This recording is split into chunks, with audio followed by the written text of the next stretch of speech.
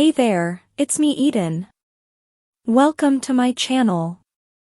If you're new to the channel, then please consider subscribing and please support my work, and buy me a coffee worth $1 only.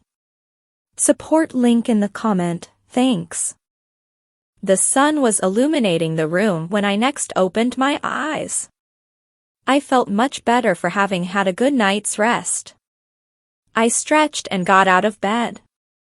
After washing my face and hands, I put on my pink fluffy slippers and robe before descending to the kitchen to start breakfast. I had decided to make waffles today, and was almost ready to begin cooking when Carol came in. After exchanging greetings, she set the table as I finished mixing the batter.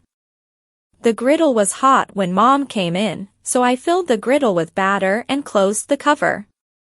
While I cooked the waffles, Mom made a pot of tea and a pitcher of OJ from frozen concentrate. Aunt Jessica came in as the first waffles were ready. The griddle made 4 waffles at a time, so we all began eating after I had started a second batch. Mom reminded me to take my antibiotic capsule as I started to eat, so I put my fork down and retrieved the bottle from the counter.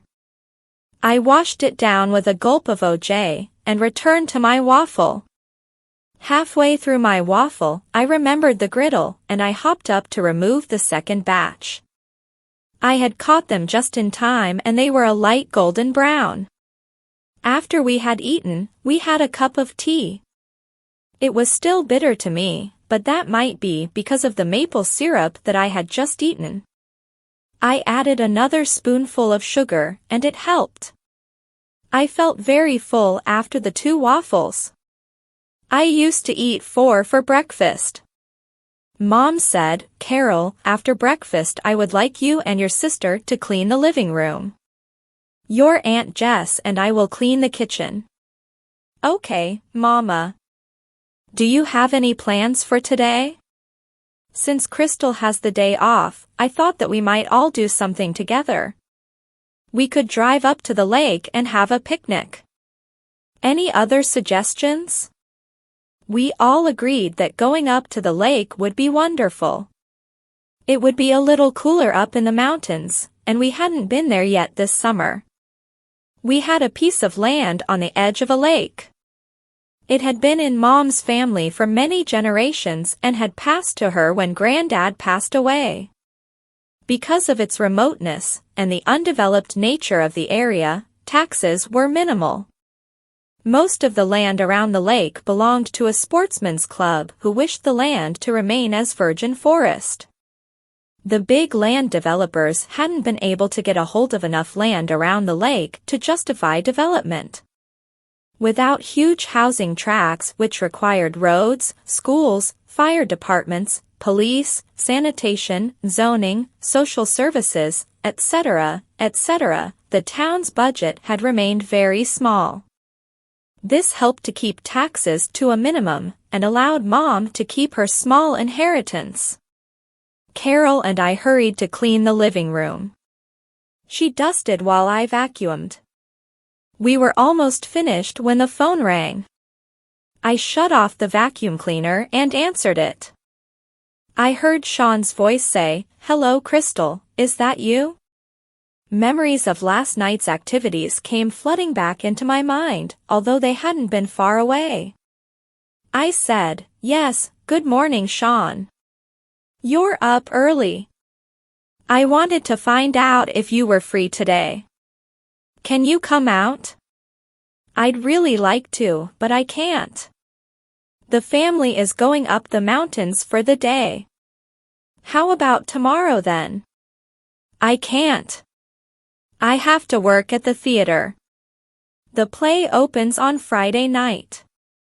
This is the final week of rehearsals. We'll be working late each night until opening night. I have to be there.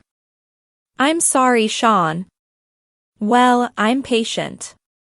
I can wait until you're available. I had a great time with you last night, and I really want to go out with you again. I had a good time also. I really enjoyed going to the movies with you. Carol came over to the phone and said loudly, "Sean, she can't talk to you right now. We're busy.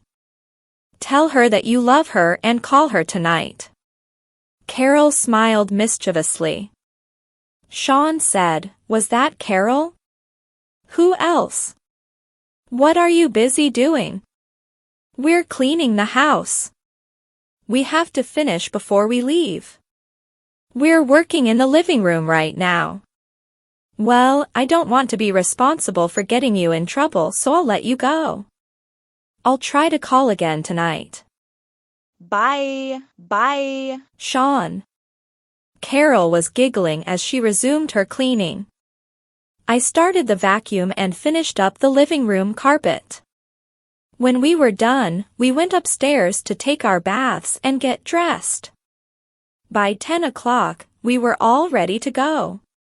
Mom and Aunt Jessica had prepared a picnic lunch before cleaning the kitchen, so we piled into the car and began our trip. The lake was almost 2 hours away, but we'd be there by noon. The last few miles were on deeply rutted roads, through heavily treed forest land, but it was great to be back at our small summer house again. We opened up all of the windows and swept the floors. When the house was tidy, we went down to the clearing by the lake where we had a picnic bench. We spread a tablecloth over the table and laid out the lunch. As we ate, we began to hear the sounds of a motorboat on the lake. The sounds got closer and closer until it suddenly burst into view. Traveling at high speed, it passed not more than 20 feet from the shore, and 40 feet from where we sat. Immediately after passing us, we heard the engine noise cut to almost nothing, and several minutes later, it came back into view. This time it was barely moving along. It came directly towards us until the nose pushed into the soft dirt on our shore. The occupants were 2 young men who promptly jumped ashore after killing the engine. They walked up to where we sat and introduced themselves. The pilot was Barry, and his companion was Jason. They were staying at Barry's family's home, a little further up the lake, and said that we were the first people that they had seen all weekend. Mom invited them to join us for lunch and they quickly accepted. Barry sat down next to Carol and Jason sat next to me. After lunch, Barry invited us out for a ride on his boat.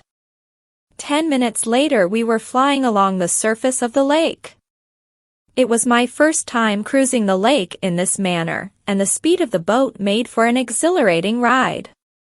I had only been on the lake in my family's rowboat before this. As we neared the northern shore of the lake, Barry pointed out his home and invited us to land. Mom accepted, and he tied the boat up at their dock. Barry assisted us in getting out of the boat, and we walked up to the house. Barry's mother had seen us land and came to greet us. For the next hour we sat in their yard overlooking the lake and drank iced tea that Barry had retrieved from the house. While Mom, Aunt Jessica, and Mrs. Conroy continued to sit and talk, the rest of us went for a walk around their property.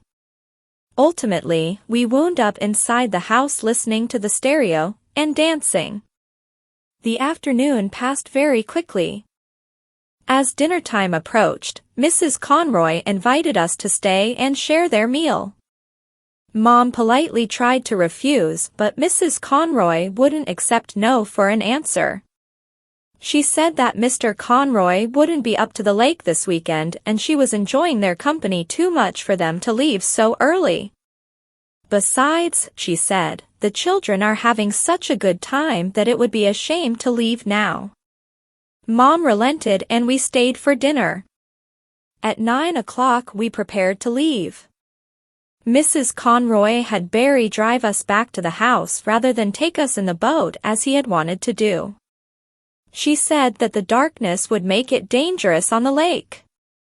With few homes around the lake and almost no lights to use for navigation, she was right. The trip back to the house took 20 minutes. Although it was only a couple of miles, the roads to this part of the lake were horrendous. Barry said that his father fought any attempt to repair them because good roads would bring tourists and trespassers. Their four-wheel drive vehicle navigated the roads with ease, but it made for a bumpy ride. Back at the house, the boys escorted us to the door. They knew that we were leaving tonight and wouldn't be back during the next couple of weeks. They told us to hang a flag down by the lake during our next trip and they would stop by when they saw it. They said that they were on the lake every day. After Mom and Aunt Jessica had gone inside, Jason and I kissed while Barry and Carol kissed. We said goodnight and they got back into their SUV and went home. We spent the next half hour closing up the house and putting our things in the car. The picnic things were still on the picnic table and we worked by lantern light to clear the table and store everything in the basket. We also had to use a lantern and flashlight in the house since the electricity was not turned on. There was an old generator in a tiny outbuilding, but it hadn't been used for years. It was after midnight when we got back home. There were 5 messages from Sean on the answering machine. He certainly was persistent. Since it was so late, I couldn't call him back now. We were all very tired, so we went up to bed right away. I was glad that I could sleep late in the morning since the theater wouldn't be open until after 1. The sun had just risen when I woke up. I turned onto my side and tried to go back to sleep. But it was no use, I was awake and that was that. I got out of bed and put on my slippers. After washing my face and hands, I put on my robe and went downstairs. I sat at the kitchen table and poured a glass of OJ, and took one of the antibiotic capsules. I didn't start breakfast right away because everybody else would be sleeping in. I was surprised when Aunt Jessica walked in just as I started to drink my orange juice. "Crystal, I'm surprised to see you up so early. I thought that you'd sleep late since you don't have to hurry to the theater this morning." I couldn't go back to sleep after I woke up. I tried to stay in bed but I couldn't. I'm just too used to being up at this hour. I enjoyed the trip up to the lake yesterday. How about you? I enjoyed it also. I hope that we can go again this summer. I'm sure that we can make another trip. I'll talk to your mother about it. Maybe your new boyfriend will still be up there when we go back.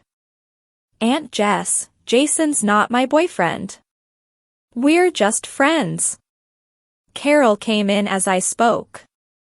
She said, "You should have seen Crystal kissing Jason last night. The poor boy didn't know what hit him. I thought that Crystal was going to suck the tongue right out of Jason's head. If Carol were going to tease me, I would tease her right back. You're one to talk." Barry was on the edge of begging for mercy. We were all laughing as Mom walked in. She said, "What's so funny this early in the morning?" Aunt Jessica said, "Your daughters were just teasing each other about their new boyfriends up at the lake. They were discussing kissing techniques." Mom said, "I think that both of those boys are very nice young men. I'm glad that you found some new friends up at the lake. And Helen Conroy is a charming and pleasant woman. I thoroughly enjoyed our visit." Aunt Jessica said, "The girls and I were talking about going back again. What do you think, sis? We could stay for maybe a week next time. Neither of us has to return to work until September, so we have lots of time. I'm in favor. I'll call the electric company and have the power turned on for the month of August. I'll have a tank of gas delivered also so that we'll have a stove and hot water." With everyone downstairs now, Carol and I got up and made breakfast while Mom and Aunt Jessica discussed the house at the lake and began a list of what we would need to bring for an extended visit. After breakfast we continued to discuss the trip. We hadn't stayed for more than a weekend in years. The house was in reasonable repair since during the weekend visits each year, a part of the time was always spent in its maintenance. This year, Mom wanted to paint all of the window casings. The outside of the house had been covered in aluminum siding years ago, so it was somewhat maintenance-free. And the roof had been replaced about 10 years ago. Please subscribe for the next part and visit my Patreon page for early access. Link in the comment, thanks.